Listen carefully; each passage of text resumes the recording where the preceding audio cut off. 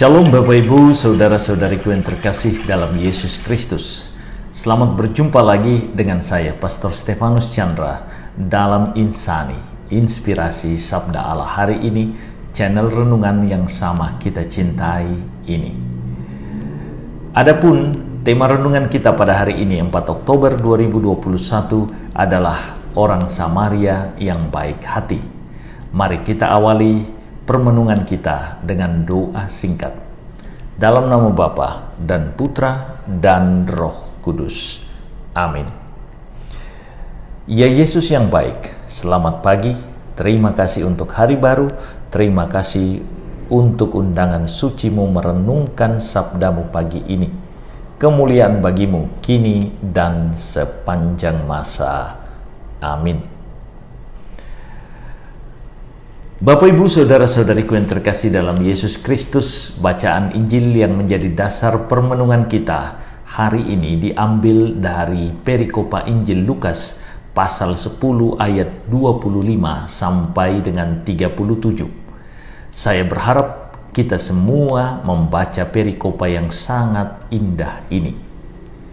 Bapak Ibu Saudara-saudariku yang terkasih dalam Yesus Kristus, perumpamaan tentang orang Samaria yang baik hati yang disampaikan oleh Yesus adalah jawaban Yesus atas pertanyaan siapakah sesamaku manusia, yang merupakan kelanjutan dari pertanyaan bagaimana memperoleh hidup kekal yang dikemukakan oleh seorang ahli Taurat kepada Yesus.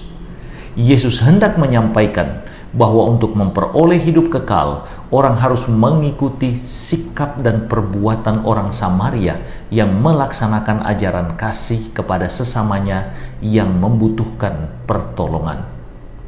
Yesus tentu saja mengamini pandangan bahwa hukum tertinggi dalam iman Yahudi adalah mengasihi Allah dengan segenap hati, segenap kekuatan, segenap akal budi, serta mengasihi sesama seperti diri sendiri.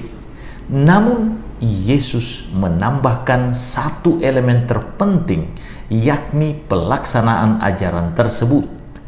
Kasih adalah kasih jika kasih tersebut dilaksanakan atau diwujudkan dalam tindakan, khususnya bagi orang yang hampir mati karena dirampok itu. Orang Samaria dalam perumpamaan Yesus adalah contoh nyata dari ajaran kasih yang patut diteladani. Meskipun orang Samaria dipandang bermusuhan oleh orang Yahudi, tersisih secara religius dan sosial dari orang Yahudi, namun orang Samaria ini mengesampingkan stereotip tersebut dan membantu orang yang jatuh ke tangan penyamun tersebut. Tidak ada syarat, tidak ada kriteria tertentu untuk menolong sesama yang menderita. Sesama bagi orang Samaria ini adalah orang yang membutuhkan pertolongan. Imam dan orang Lewi dalam perumpamaan Yesus adalah gambaran orang yang tidak peduli dengan penderitaan orang lain. Mereka sibuk dengan pekerjaan mereka. Mereka juga sibuk melindungi kesucian ritual mereka, karena orang-orang yang jatuh ke tangan penyamun sebagaimana yang diceritakan terluka dan mengeluarkan darah. Orang tersebut dipandang najis oleh orang Yahudi. Yesus sebenarnya menggugat pandangan ini dengan menghadirkan imam dan orang Lewi dengan sikap cuek mereka pada si korban perampokan.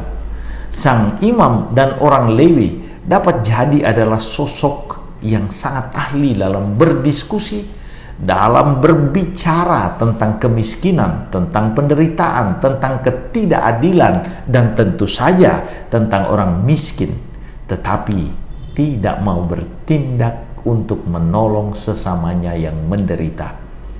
Sementara orang Samaria yang baik hati sebenarnya adalah Allah dalam Yesus Kristus yang datang menyelamatkan kita yang terluka dan tak berdaya akibat dosa-dosa kita. Yesus memenuhi tanggung jawab perutusannya yang diterimanya dengan pemberian dirinya di kayu salib. demi keselamatan kita semua. Pertanyaannya, maukah kita menjadi sosok orang Samaria yang baik hati di zaman kita dan tidak takut kehilangan privasi, tidak takut terganggu, tidak takut berkorban apa saja demi menyelamatkan sesama kita yang sungguh membutuhkan uluran tangan dan kasih kita? Terutama di masa pandemi ini, maukah kita yang begitu merasa terrific, ya, ketakutan dengan situasi pandemi ini menjangkau teman-teman kita, sesama penderita yang mengalami pandemi ini, menyapa mereka melalui voice call, melalui video call, atau melalui media-media sosial yang kita punyai secara berlimpah?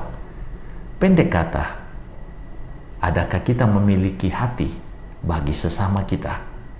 Dan ini kita laksanakan dengan sungguh dalam hidup kita. Semoga kita laksanakan. Tuhan Yesus memberkati. Marilah berdoa. Ya Yesus yang baik, jadikanlah kami yang penuh keterbatasan dan penuh salah ini menjadi manusia-manusia Samaria yang sungguh melaksanakan ajaran kasih dan bukan hanya berbicara tentangnya. Engkau yang hidup dan berkuasa kini dan sepanjang masa. Amin. Tuhan beserta kita. Berkat Allah turun melimpah atas saudara-saudariku, Bapa, Putra, dan Roh Kudus. Amin. Terima kasih saudara-saudariku yang telah mendengarkan sabda Allah dan renungan hari ini. Saya, Pastor Marcel Rotandung, mengucapkan berlimpah terima kasih kepada Pastor Stefanus Chandra. Semoga Pastor bersama dengan segenap umat di paroki senantiasa diberkati Tuhan dalam setiap aktivitas dan pelayanannya. Amin.